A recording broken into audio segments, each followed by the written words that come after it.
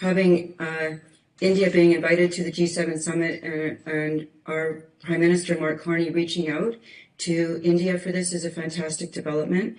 I think that with a market that's so big, 1.4 billion people, the world's largest democracy, there's a big market there, and there's a lot in common between our countries.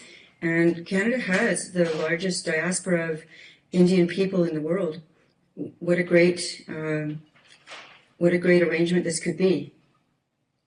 So what are the expectations, because India and Canada was not having any good relations in the recent past.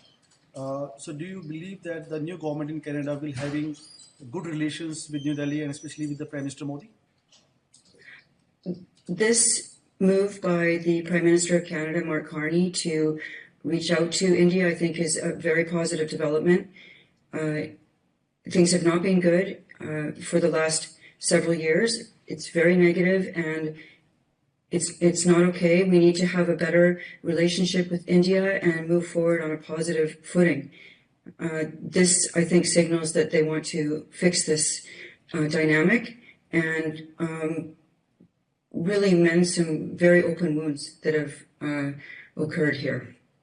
India always have a concern of Khalistani extremism, separatism, which is existing in Canada, because they're having good numbers there. So do you believe that there will be any talks further on this direction between Mark Carney and Prime Minister Modi? Well, the situation of Kalistani extremism is a major problem. There's no question. And most Hindus and Sikh people in Canada are not happy with this situation. And hopefully this will be discussed by the federal government with India. I'm in the provincial government in British Columbia, where there is a large Kalistani movement.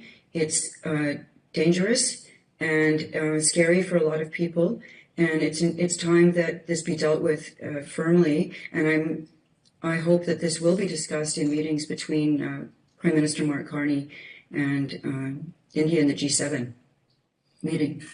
Great. There are many Indians in Canada, those who are demanding, to have a memorial for the 1985 air bombing Kanishka bombing in Canada, especially in the British Columbia. So how do you see this development, and do you believe that this will help to fight against extremism and terrorism? What I think it will do is bring attention to this issue. Remember, this bombing happened, this terrible bombing happened back in 1985 when so many people don't even really remember what happened. It was an unbelievable and sickening tragedy, a disgusting act of terrorism against innocent civilians, 331 lives. And right now, there's only one little plaque about this event in our largest park in Vancouver, Stanley Park, and pushing for a memorial that actually I'm working on right now here in British Columbia to push for a memorial, a place where people can go and young people can go and read about it and see and understand what happened would be extremely educational and helpful to perhaps healing some of the wounds. I mean, you can never heal what happened there. But education is important going forward, and the understanding that allowing groups to glorify terrorism, to say it's okay, it's not okay. This was the worst act of terrorism that's ever been done against a civilian airplane, and it was planned and hatched and executed here. And I think a lot of Canadians don't understand what happened there. Even though there was a major trial about it, it still hasn't taken the front seat that it should have about how this was allowed to happen and whether the groups that pushed and planned this horrible act have actually whether it's been brought to light and really noticed. So this educational center will help with that.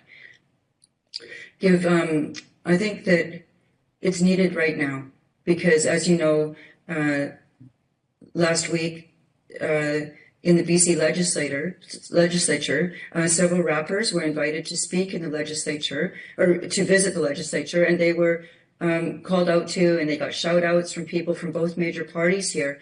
And these musicians in their videos are glorifying murderers and terrorists. That's not okay at all. And this should not ever happen again. And that's a, not just my view, that's a lot of people feel this way. Like Canada, India is also suffering due to terrorism. Recently India had an escalation with neighboring Pakistan since after the Pahalgam terror attack. So, do you believe that this visit of Prime Minister Modi in Canada, as he's participating in the G7 summit, there will be a close talks on eradicating terrorism between both the countries? Well, obviously, I can't say what they'll be discussing, but I would imagine that this is going to be top of mind for Mr. Modi and for Mr. Carney. And I can't imagine that this issue would not be addressed between these two leaders. The attack on the tourists in Kashmir was sickening, and Canada has to take a position on these kinds of things and deal with this. And I'm hoping this will be on the list of items that they deal with, and I'm sure it will be. How do you see the relations between India and Canada after the visit of Prime Minister Modi in participating at G7 summit? I think the relationship will be improved, and it will be exciting to have the two leaders meeting. I'm an optimist, and I always believe that meeting and doing things like this reduces barriers, and it also brings to light that Canada needs to have a positive relationship with India. This is great news. And, India, what a great country to have a trade arrangement with. Educated population, brilliant people, motivated people, a democracy, and such a gigantic market. Canada could do nothing but benefit from having a positive relationship with India, and I hope that the talks between Mr. Carney and Mr. Modi are positive and look forward to an increased relationship between us. As I said before, we have the largest diaspora of Indian people in our country, and I believe a large part of that is right here in British Columbia. So it would be exciting, and I think it would give a lot of people hope and establish positive ties. VK News, राष्ट्र के नाम।